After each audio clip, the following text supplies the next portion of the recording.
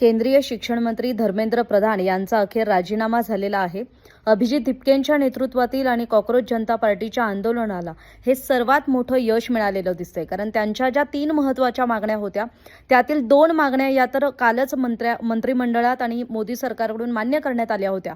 मात्र केंद्रीय शिक्षण मंत्री धर्मेंद्र प्रधान यांच्या राजीनाम्याविषयी खरं तर आज दुपारपर्यंतचा वेळ मागण्यात आला होता आणि त्यानुसार आता दुपारी 2च्या सुमारास खरं तर धर्मेंद्र प्रधान यांनी राजीनामा दिल्याची माहिती समोर आली आहे। धर्मेंद्र प्रधान यांनी स्वतः आपल्या राजीनाम्याच्या ज्या 2 प्रती आहेत त्या सोशल मीडिया अकाउंटवर शेअर केलेल्या आहेत आणि त्या निवेदनात त्यांनी काय म्हटलंय किंवा त्यांच्या राजीनामा पत्रात काय म्हटलंय ते आधी समजून घेऊयात।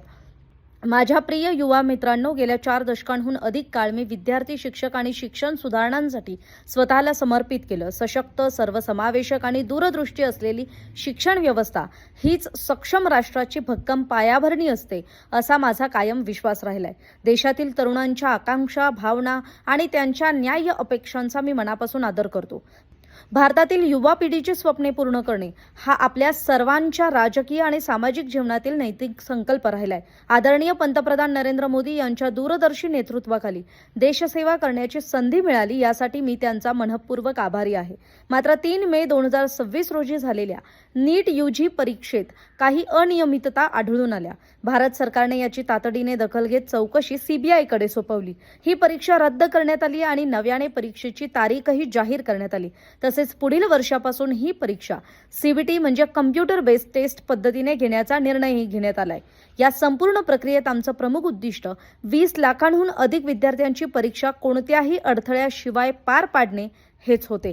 त्यासाठी होल ऑफ गव्हर्नमेंट अप्रोच अंतर्गत केंद्र सरकार, राज्य सरकार, विशेषतः जिल्हा प्रशासन तसेच विद्यार्थी, पालक आणि शिक्षक यांच्या सहकार्याने 21 जून 2026 रोजी परीक्षा यशस्वीरित्या पूर्ण करण्यात आली।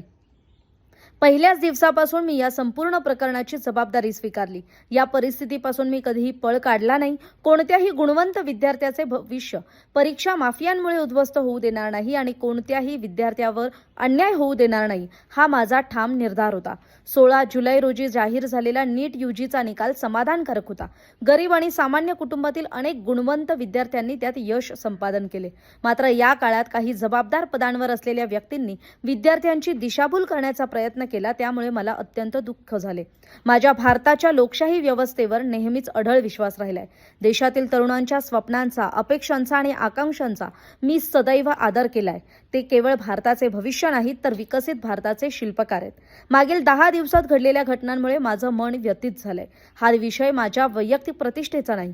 भारताची युवा शक्ती हीच या देशाची खरी ताकद आहे। देशातली तरुणाई कोणत्याही भ्रमाच्या जाळ्यात अडकू नये, हा माझा संकल्प आहे। जंतर मंतरवर आणि देशभरात निर्माण झालेल्या परिस्थितीचा राष्ट्रविरोधी शक्तींनी गैरफायदा घेऊ नये। देशाची एकता अबाधित राहावी, कोणत्याही विद्यार्थ्याचं भविष्य कायदेशीर प्रक्रियेत अडकू नये आणि आपल्या विद्यार्थ्यांनी आपला वेळ, शिक्षण, करिअर घडवण्यातच खर्च करावा। या सर्व बाबींचा विचार करून मी माझा राजीनामा आदरणीय पंतप्रधान नरेंद्र मोदी यांच्याकडे सादर केलाय। आदरणीय पंतप्रधानांच्या मार्गदर्शनाबद्दल, त्यांनी माझ्यावर दाखवलेल्या विश्वासाबद्दल आणि सातत्याने दिलेल्या सहकार्याबद्दल मी त्यांचा मनःपूर्वक ऋणी आहे। तसेच मंत्रिमंडळातील माझे सर्व सहकारी, मंत्रालयातील अधिकारी, कर्मचारी आणि ज्यांच्यासोबत काम करण्याची संधी मला मिळाली त्या सर्वांचे आभार मानतो। राष्ट्रसेवा हीच माझ्या जीवनाची सर्वोच्च प्राथमिकता आहे आणि ती मी भविष्यातही तितक्याच निष्ठेने करत राहील। भगवान श्री जगन्नाथ यांच्या कृपेने भारत माता, ओडिशातील जनतेची आणि देशातील तरुणांची स्वप्ने पूर्ण करण्यासाठी यापुढेही मी सर्वतोपरी योगदान देत राहीन। आपला धर्मेंद्र प्रधान। त्यामुळे आता धर्मेंद्र प्रधान यांनी राजीनामा दिलेला आहे। त्यामुळे अभिजित दिपके यांच्या नेतृत्वात कॉकरोच जनता पार्टीचं जे दिल्लीतलं आंदोलन आहे ते एक प्रकारे यशस्वी झालेलं दिसतंय। देशातल्या प्रमुख विरोधी पक्षांनी दिलेल्या पाठिंब्यानंतर खरं तर आणि सोनम वांगचुक यांच्या आमरण उपोषणानंतर खरं तर हे आंदोलन फक्त भारतातच नाही तर जगभरातील माध्यमांकडून सुद्धा या आंदोलनाची दखल घेतली गेली आणि त्यानंतर मोदी सरकारवर जो वाढलेला दबाव होता त्याचा परिणाम स्वरूप आपल्याला आज धर्मेंद्र प्रधान यांचा राजीनामा झालेला दिसतोय। तर याविषयीची आपली मतं कमेंट करून जरूर सांगा। महाराष्ट्रातील सर्व बातम्यांचे विश्वासार्ह व्यासपीठ,